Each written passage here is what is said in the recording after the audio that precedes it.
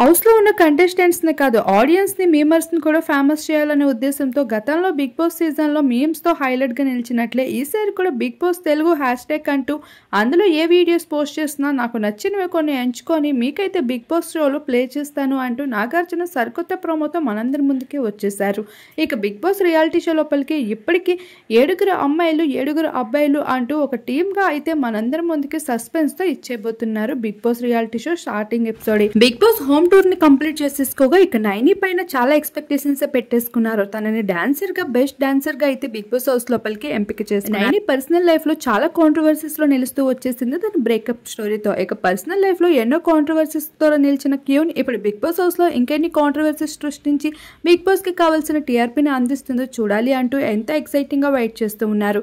ఇక నైని పర్ఫార్మెన్స్ అయితే అదరగొట్టేసి ఫినాలి వరకు వచ్చే అవకాశాలు ఎక్కువగా ఉన్నాయంటున్నారు నైని ఫ్యాన్స్. మరి ఈ విషయంపై మీకేమనిపిస్తుందో కామెంట్ చేయండి.